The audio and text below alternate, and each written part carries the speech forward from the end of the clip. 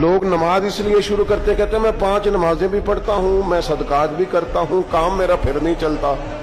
تو میں کہتا ہوں تمہیں پتہ ہی نہیں، نمازی کے لیے تو آزمائش ہے. جتنا جتنا ایمان کامل اتنی اتنی آزمائش بھی زیادہ. اور یہ میں اپنے پاس سے نہیں کہہ رہا. حضرت ابو سعید خدری رضی اللہ تعالیٰ عنہ فرماتے ہیں میں نبی پاک علیہ الصلوۃ والسلام کی خدمت میں حاضر ہوا اور حضور کے دست مبارک کو چومنے کے لیے میں نے اپنے ہاتھ جب آگے کیے تو تپش تھی، تیز بخار تھا نبی پاک کو. تو حضرت ابو سعید خدری رضی اللہ تعالیٰ عنہ ارشاد فرماتے ہیں کہ میں نے، یہ سنن ابن ماجہ میں موجود ہے، فرماتے میں نے عرض کیا یا رسول اللہ صلی اللہ علیہ وسلم اتنا تیز بخار؟ حضور فرمانے لگے ہم پر جو آزمائشیں آتی ہیں نا انبیاء پر، وہ عام لوگوں سے دگنا آتی ہے.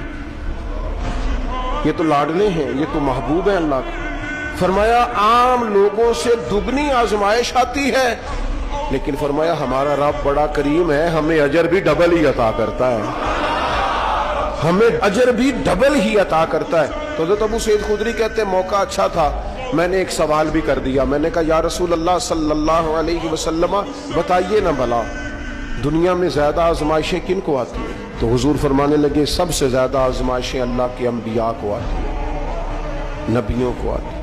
حضور اس کے بعد فرمایا اس کے بعد جو ان کے زیادہ قریب ہوتا ہے اسے آتی ہے. لوگ کیا سمجھیں گے امام حسن کی آزمائش کو؟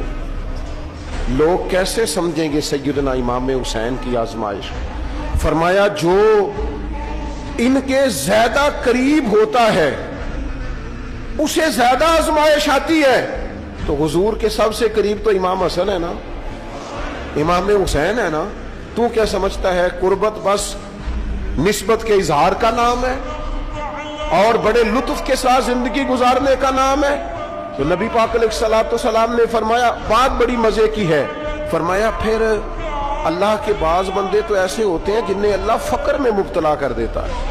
فرمایا ان کے پاس صرف ایک چادر رہ جاتی ہے، اتنا فقر ان کے پاس آتا ہے. لیکن جو حدیث کے آخری لفظ ہیں نا وہ وجد والے ہیں، وہ وجد والے ہیں، وہ سرور والے ہیں. ہمارا یہ مزاج ہوتا ہے کہ میٹھا میٹھا کھا جاؤ اور ذرا کڑوا آ جائے تو سویرے بھی رو شام بھی رو، حال ہی کوئی نہیں، غریبی بڑی، پریشانی بڑی، حضرت صاحب گھر سے بیماری جاتی نہیں. اور جناب کیا بتائیں، بعض لوگ تو ایسے ہیں جن کی بات سن کے لگتا ہے زندگی میں کبھی سوئے ہی نہیں، اتنے بڑے بڑے دکھ سناتے ہیں. او خدا کی رحمت کا بھی تو ذکر کرنا، خدا نے جو تیرے اوپر انعامات کیے ان کا بھی تو ذکر کرنا. ان کا تذکرہ ہی نہیں کر رہا میرا بھائی. نبی پاک علیہ السلام نے فرمایا ان لوگوں پر دکھ آتے ہیں پر قربان ہونے کو جی چاہتا ہے ان لفظوں پر. حضور فرمانے لگے وہ رب کی طرف سے آنے والے دکھ پر بھی اس طرح راضی ہوتے ہیں جس طرح تم میں سے کوئی راحت ملنے پر راضی ہوتا ہے. سکون والی چیز ملنے پر جس طرح تم راضی ہوتے ہو اس طرح وہ دکھوں پر بھی راضی ہوتے ہیں. دکھ قبول محمد بخشا، دکھ